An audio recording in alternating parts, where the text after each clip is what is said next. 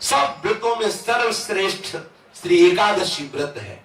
समस्त विश्व में कोई ऐसा नहीं जो एकादशी व्रत की महिमा न जानता हो। एकादशी का प्रादुर्भाव और एकादशी जी की जो महिमा है उसके विषय में थोड़ी चर्चा करते हैं। सतयुग में शंखासुर का पुत्र मुर नामक दैत्य हुआ।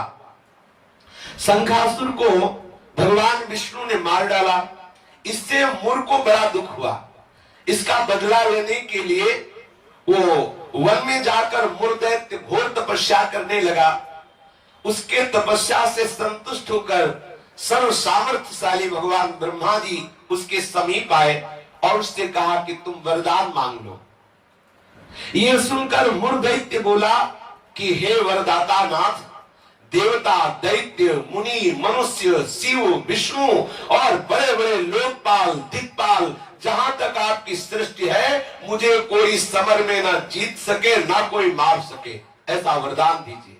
इतना उसने तप किया मुर दैत्य ने कि भगवान ब्रह्मा को विवश होकर के ऐसा ही हो तथास्तु, ऐसा ही हो कहना पड़ा। अब ब्रह्मा जी ऐसा कह करके अपने लोक को चले गए। अब जो असुर है वो वर पा करके बड़ा बलवान हो गया। जिस लोकपाल के पास जाता ललकार कर उसे परास्त कर देता, क्योंकि मर सकता नहीं। ब्रह्मा जी ने ऐसा वर दिया है।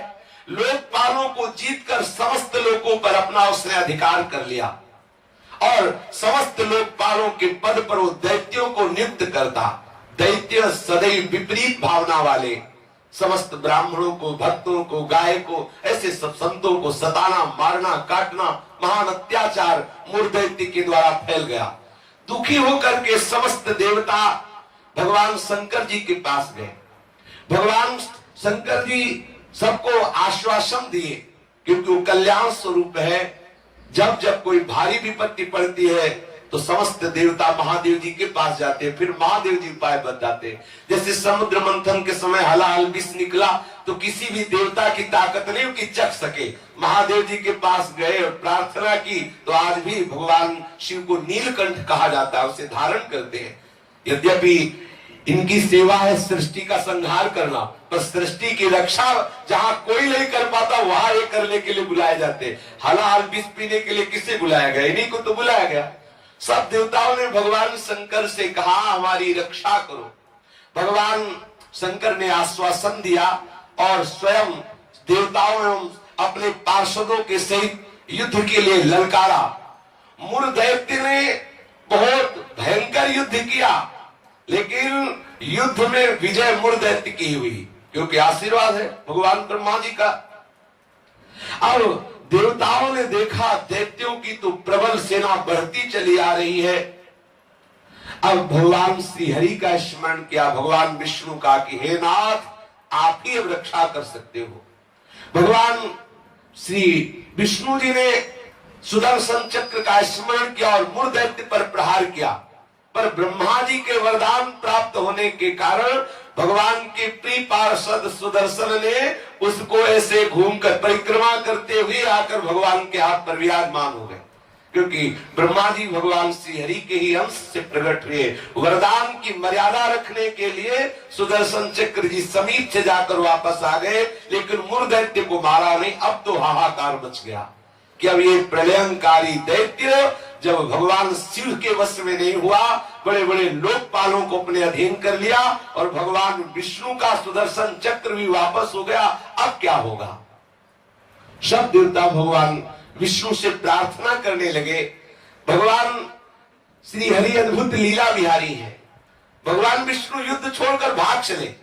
मुर दैत्य ने देखा कि सबका मुखिया तो भाग पड़ा, इसको हम जिंदा छोड़ेंगे नहीं। वो गदा लेकर भगवान का पीछा किया।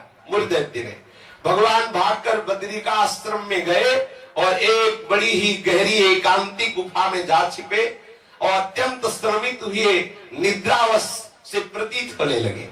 मुर ने गुहा में प्रवेश करके दहाड़ लगाई, कहाँ है? भगवान विष्णु को संबोधन किया, कहाँ है तू?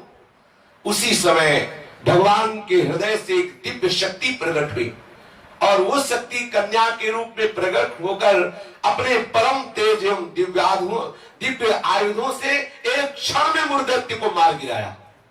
क्षण में दैत्य को मार गिराया।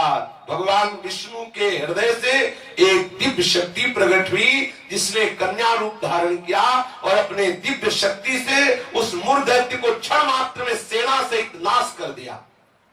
उसी समय देवताओं ने पुष्पों की वर्षा की और उस देवी की स्तुति की। स्तुति सुनकर श्री भगवान जग गए। भगवान विष्णु ने देवताओं से कहा, तुम किसकी स्तुति कर रहे हो, क्या हुआ? बोले, प्रभु आपके हृदय से ये कन्या प्रकट हुई और इसने सब दैत्यों का नाश कर दिया और मूर दैत्य को भी मार दिया। भगवान ने कहा कि ये कन्या जो हमारे हृदय से प्रकट हुई, ये एकादश तिथि को प्रकट हुई, 11 को, इसीलिए इस कन्या का नाम होगा एकादशी। और हे एकादशी, तुम अष्ट सिद्धियों और 9 निधियों की स्वामिनी होगी।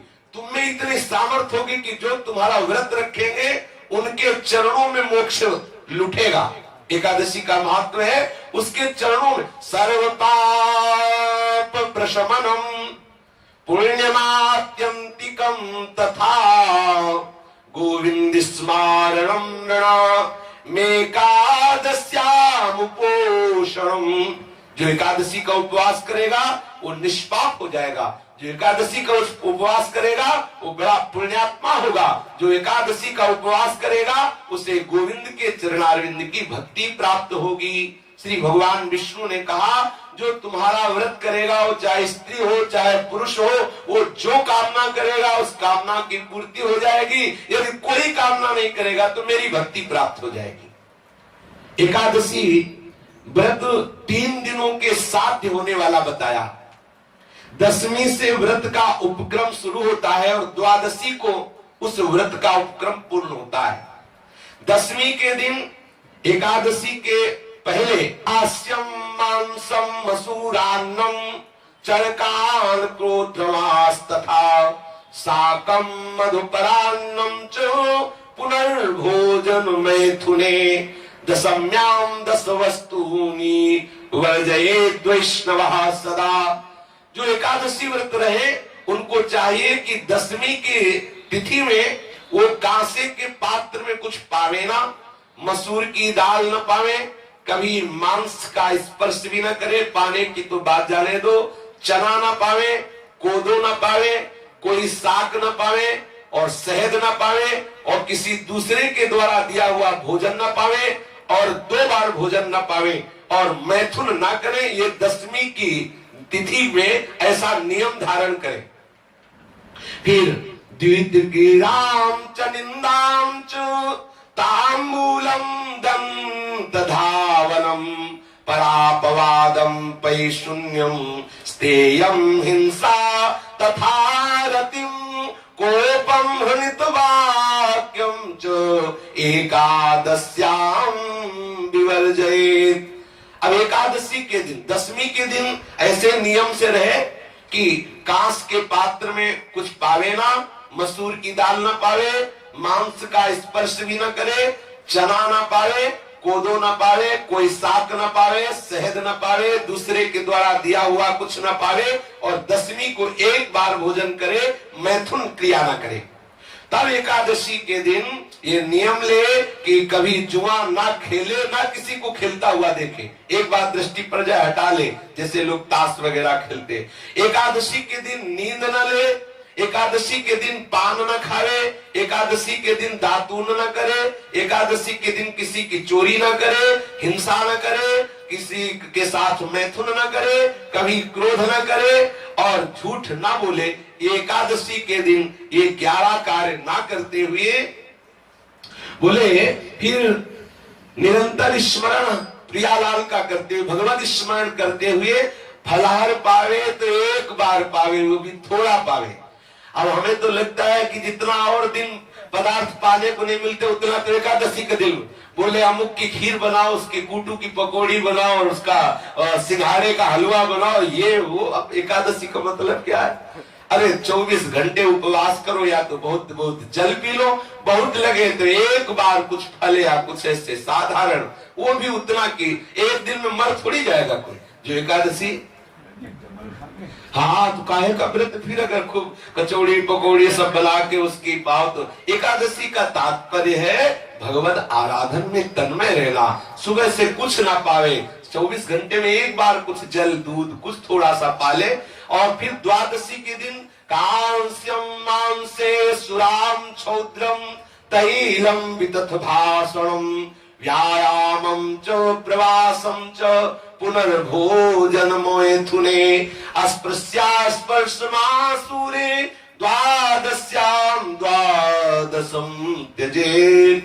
द्वादशी को भी कांसे के पात्र में भोजन न करे, मांस न स्पर्श करे, मदिरा न पीवे और शहद न पावे, तेल का बना पदार्थ न पावे, झूठ न बोले, कस के व्यायाम न करे, परदेश गमन न करे, दोबारा भोजन न करे, मैथुन न करे, जो स्पर्श करने योग्य नहीं उनका स्पर्श न करे, मसूर की दाल न खाए। ये 12 वस्तुएं द्वादशी को त्याग दे। दसवीं के दिन पूर्वाह्न में एक बार हविष्यान्न भोजन करना चाहिए।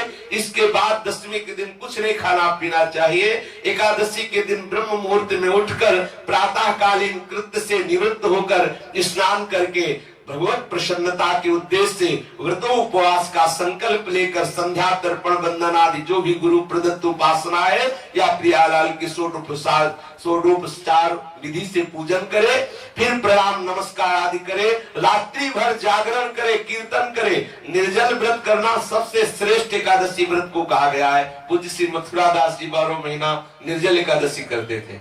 वयोवृद्ध होने पर भी प्राय वैष्णव जन बड़ा आदर पूर्वक एकादशी का व्रत रहते। द्वादशी के दिन पूर्वत सेवा पूजा करके पहले श्री प्रियालाल का श्री हरि का चरणामृत ले और कम से कम एक साधु को भोजन करावे, फिर पावे। ऐसा एकादशी का विधान है। और एकादशी का फल क्या है? पाप नष्ट हो जाते हैं, मोक्ष की प्राप्ति हो जाती है। यदि निष्काम रहे तो भगवत प्रसन्नता उसको प्राप्त होती है, मतलब भक्ति का वर्धन होता है।